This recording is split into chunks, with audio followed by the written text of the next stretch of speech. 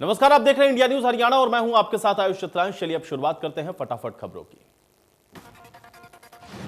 America में हिंसा के बीच कांग्रेस ने जो बाइडेन की जीत पर मुहर लगा दी है। अमेरिका के नवनिर्वाचित राष्ट्रपति जो बाइडेन को 306 इलेक्टोरल कॉलेज वोट मिले हैं, जो कि बहुमत से ज्यादा है।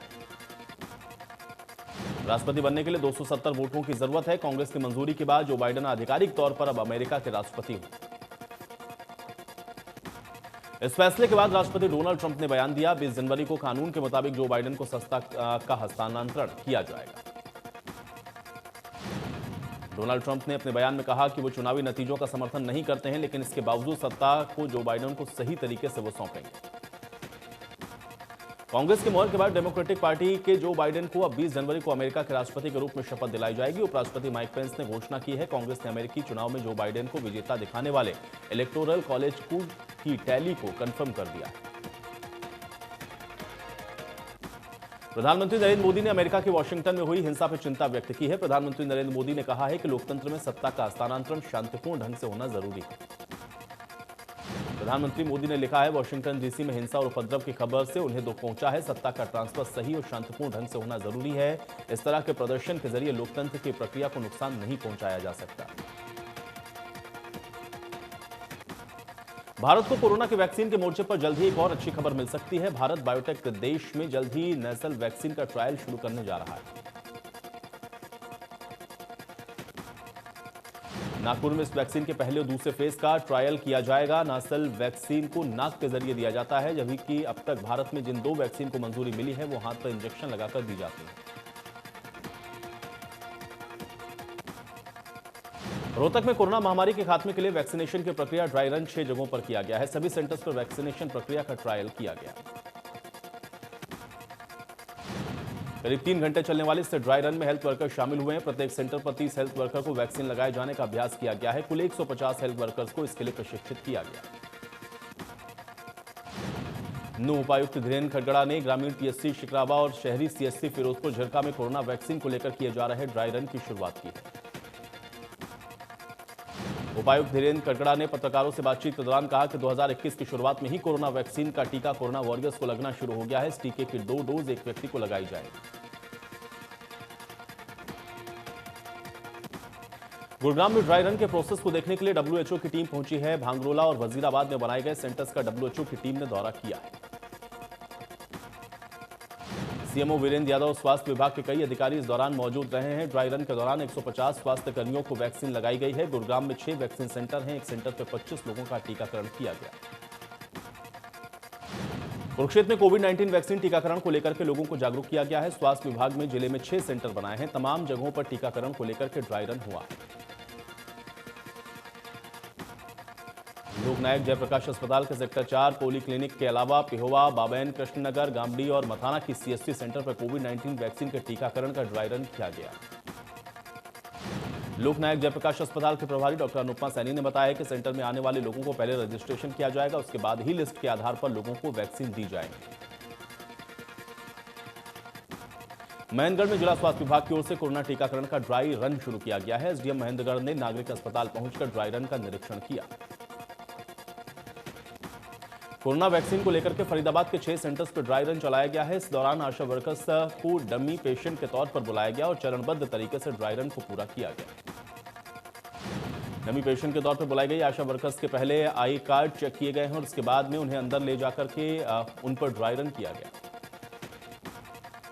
फतेहाबाद में भी कोरोना वैक्सीनेशन के ड्राई रन का विधायक दुडाराम ने शुभारंभ किया है। फतेहाबाद में 3 जगह पर ड्राई रन चलाया गया है। इस दौरान स्वास्थ्य विभाग से जुड़े कई लोग मौजूद रहे। फतेहाबाद के विधायक दुडाराम ने कहा है कि उन्होंने कोरोना वैक्सीन के ड्राई रन को लेकर के जायजा लिया है। डॉक्टर की टीम ने पुख्ता प्रबंध किए। झज्जर में कोवैक्सीन का ड्राई रन किया गया है। झज्जर में 3 अर्बन और 3 रूरल का ड्राई रन के लिए चयन किया गया था। टीकाकरण के लिए 5700 लोगों का ऑनलाइन रजिस्ट्रेशन भी किया गया। चरखी दादरी में स्वास्थ्य विभाग की ओर से ड्राई रन सिविल हॉस्पिटल में किया गया है। इसके साथ ही ध्यान यह रखा गया है कि वैक्सीन लगाए जाने के बाद किसी किस्म की दिक्कत या परेशानी ना हो। करनाल में भी कल्पना चावला मेडिकल कॉलेज में ड्राई रन चलाया गया है। 30 लोगों पर ड्राई रन किया गया है, जिसकी जानकारी निदेशक जगदीश दुरेजा ने दी है। सिरसा में कोरोना वैक्सीन के लिए ड्राई रन चलाया गया है। नागरिक अस्पताल के बूथ पर उपायुक्त प्रदीप कुमार ने पहुंचकर ड्राई रन की शुरुआत की है।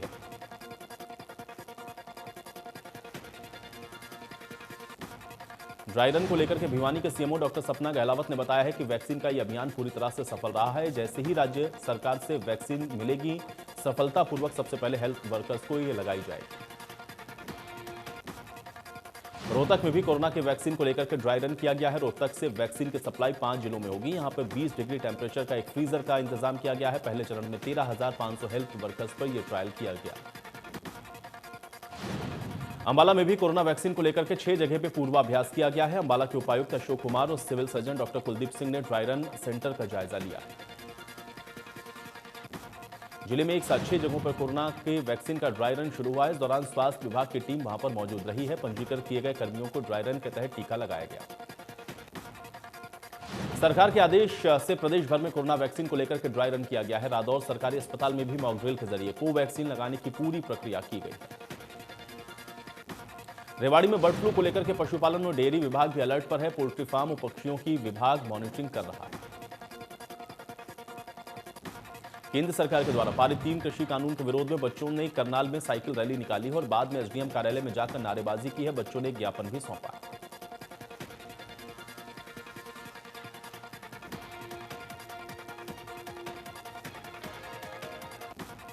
फरीदाबाद में भी किसानों ने ट्रैक्टर मार्च निकाला है। सैकड़ों की संख्या में किसान ट्रैक्टर ट्रॉली के साथ नारेबाजी करते हुए आगे बढ़े हैं। वहीं किसानों को रोकने के लिए पुलिस जवानों को टोल पर तैनात किया गया।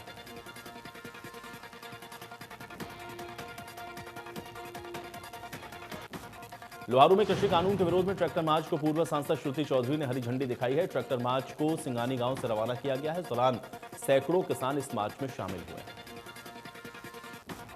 पूर्व सांसद श्रुति चौधरी ने कहा है कि आज के ही दिन किसानों को ऐसे दिन देखने पड़ रहे हैं जिनके बूते झूठे वादे कर सरकार बनी, उन्हीं से किसान अपने अस्तित्व की लड़ाई लड़ रहा है। रतला के कई गांवों से किसानों ने ट्रैक्टर मार्च निकाला है। इस दौरान कई किसानों ने मार्च में हिस्सा लिया है। मार्च में शामिल किसान नेताओं ने कहा है कि ये 26 जनवरी की रिहर्सल है।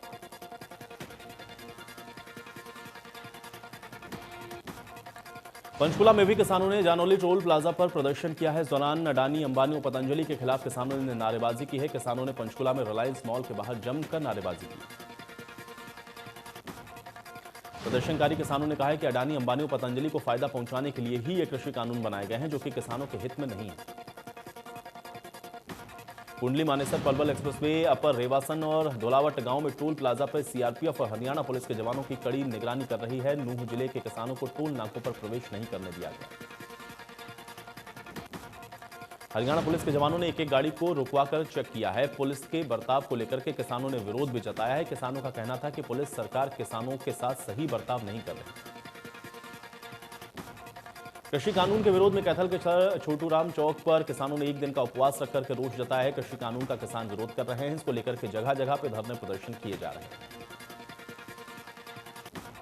संयुक्त किसान मोर्चा के नेतृत्व में गाजीपुर बॉर्डर से पलवल तक किसानों के मार्च को देखते हुए पुलिस प्रशासन अलर्ट पर रहा है। लोगों ने ईस्टर्न पेरिफेरल के रूट को डाइवर्ट भी किया।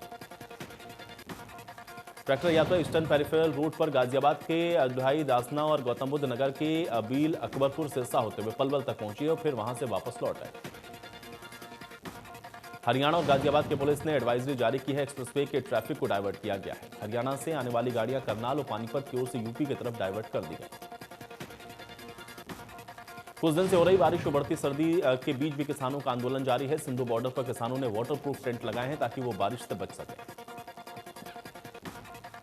किसानों के मुताबिक अगर 8 जनवरी को बैठक से हल नहीं निकलता है तो 9 जनवरी को कृषि कानून की प्रतियां जलाने की तैयारी है। इसके साथ ही 9 जनवरी से ही हरियाणा में किसान संगठन घर घर जाकर लोगों से संपर्क शुरू करेंगे। किसान जहां 13 जनवरी को लोहड़ी मनाने का भी ऐलान कर चुके हैं, तो फिर वहीं 23 जनवरी को किसान आजाद दिवस के तौर पर मनाएंगे। 26 जनवरी के दिन दिल्ली में ट्रैक्टर परेड की चेतावनी भी दी गई। किसान आंदोलन में कोरोना को लेकर के सुप्रीम कोर्ट ने चिंता जाहिर की है। सुप्रीम कोर्ट ने कहा है कि तबलीगी जमात की तरह किसानों के मसले पर दिक्कत न हो जाए। इसको लेकर के सॉलिसिटर जनरल ने जवाब दिया है कि हम हालात के बारे में जानने की कोशिश करेंगे। किसान नेता गुरनाम सिंह चंडूनी ने एसवाईएल के मुद्दे पर बड़ा बयान दिया। उन्होंने कहा कि हमें नहीं चाहिए पानी, पंजाब को पानी दान कर दिया। जब जमीन ही नहीं बचेगी तो पानी की जरूरत क्या है। बता दें कि हाल ही में हरियाणा में बीजेपी ने एसवाईएल की मांग पर उपवास रखा था। उप मुख्यमंत्री दुष्यंत चौटाला के हल्के उचाना में किसानों ने रोष मार्च निकाला है। उचाना के कस्बे में किसानों ने 3 बिलों और अध्यादेश के खिलाफ ट्रैक्टर मार्च निकालकर केंद्र सरकार के खिलाफ रोष जाहिर किया।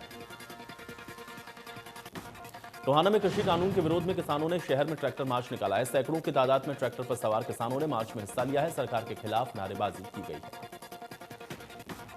इस दौरान किसान संगठन ने कहा कि 25 जनवरी को टोहाना से 500 से ज्यादा ट्रैक्टर दिल्ली की ओर कूच करेंगे, जो कि दिल्ली में ही अपना विरोध जताएंगे। उन्होंने कहा है कि मोदी सरकार ने जबरन किसानों पर तीनों काले कानून थोपे हैं। महम के मदीना टोल प्लाजा से सैकड़ों ट्रैक्टर का काफिला दिल्ली के लिए रवाना हुआ है। काफिले को महम से पूर्व विधायक आनंद सिंह दांगे ने हरी झंडी दिखाकर रवाना किया। महम चौबीसी से सैकड़ों ट्रैक्टर काफिले में शामिल हुए। इस दौरान आनंद सिंह दांगी ने कहा कि किसान केएमपी पर ट्रैक्टर प्रदर्शन करेंगे, अपनी ताकत को दिखाएंगे। उन्होंने कहा है कि सरकार को अड़ियल रुख छोड़कर किसानों की बात को मानते हुए तीनों काले कानून को वापस लेना चाहिए।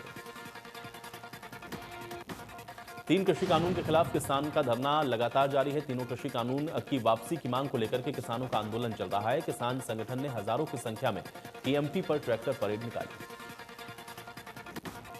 गोला चिका में कृषि कानून के विरोध में किसानों ने ट्रैक्टर मार्च निकाल करके रोष जाहिर किया है। किसानों ने हजारों की संख्या में ट्रैक्टर मार्च निकाल करके रोष जाहिर किया। किसानों को कर्मचारी संगठन का समर्थन मिला।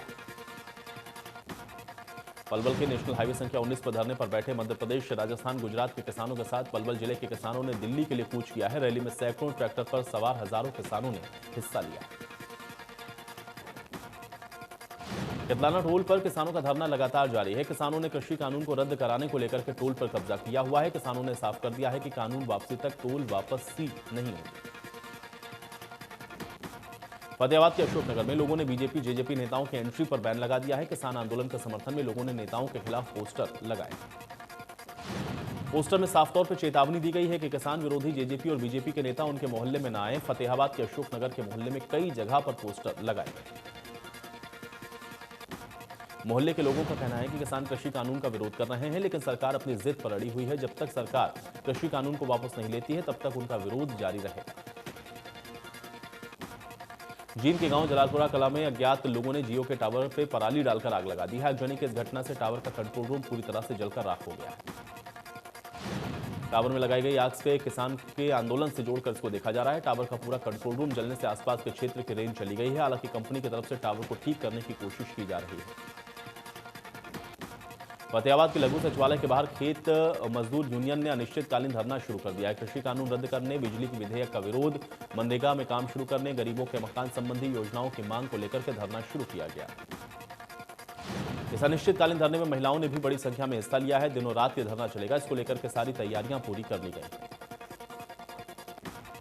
खेत मजदूर यूनियन के राज्य महासचिव कॉमरेड रामकुमार बाइबलपुरिया ने बताया है कि जब तक प्रशासन उनकी मांग को पूरा नहीं करता है, तब तक वो अनिश्चितकालीन धरना जारी रखेंगे। इनेलो नेता अभय चौटाला किसानों से मुलाकात करने के लिए भावदीन टोल प्लाजा पर पहुंचे, जहां से उन्होंने ट्रैक्टर के काफिले के साथ दिल्ली टीकरी बॉर्डर के लिए कूच किया। अभय चौटाला ने सरकार पर आंदोलन को लटकाने का आरोप लगाते हुए कहा है कि आंदोलन को लिंगर ऑन करके आंदोलन को कमजोर करना चाहती है सरकार। हरियाणा सरकार में मंत्रियों के इस्तीफे को लेकर के अभय चौटाला ने कहा कि अगर मंत्री इस्तीफा देते हैं तो सरकार उसी वक्त गिर जाएगी।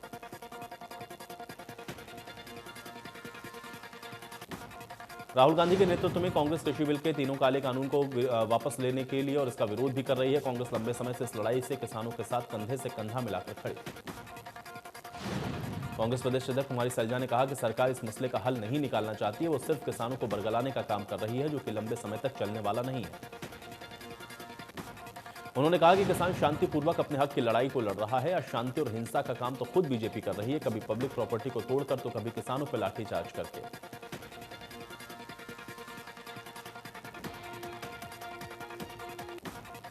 हरियाणा सरकार ने डीजीपी मनोज यादव का कार्यकाल बढ़ा दिया है। सरकार ने आदेश जारी करते हुए अगले आदेश तक डीजीपी को सेवा विस्तार दिया है। पंचकुला में नवनियुक्त नगर निगम मेयर कुलभूषण गोयल ने पदभार संभाला। इस दौरान विधानसभा अध्यक्ष ज्ञानचंद गुप्ता, प्रदेश उपाध्यक्ष पंतु कटारिया समेत कई बड़े नेता मौजूद रहे। ग्रामीणों का कहना है बिजली विभाग गांव के साथ ठीक व्यवहार नहीं करता है। गांव को सीएम ने चाहे गोद लिया हुआ, फिर भी क्योड़क गांव को जगमग योजना में शामिल नहीं किया गया।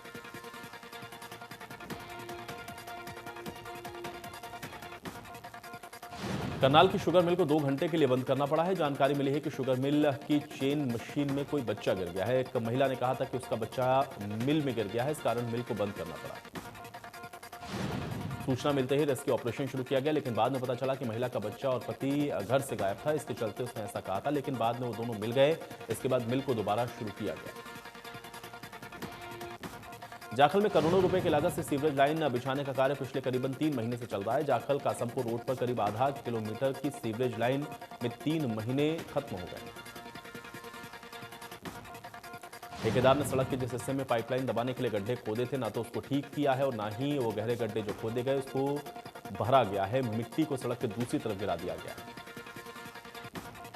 अब बरसात की वजह से रोड पे दोपहिया वाहन का गुजरना तो दूर, पैदल चलने वालों को भी कड़ी मशक्कत करनी पड़ रही है। लोगों का कहना है कि ठेकेदार की लापरवाही के चलते कोई भी बड़ा हादसा हो सकता है।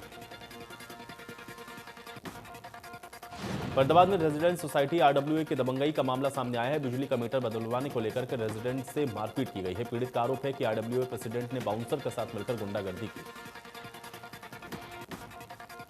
सीनियर सिटीजन और महिलाओं से भी मारपीट का आरोप है। वीडियो में कुछ लोग डंडों के साथ दिख रहे हैं। यह मामला greater Faridabad sector 89 Piyush Heights society का है। जींद में इंसानियत एक बार फिर से शर्मसार हुई है, जहां पे मंदबुद्धि लड़की के साथ रेप की वारदात को अंजाम दिया गया है। गांव के एक लड़की ने लड़की को मंदिर में ले जाकर उसके साथ रेप किया है।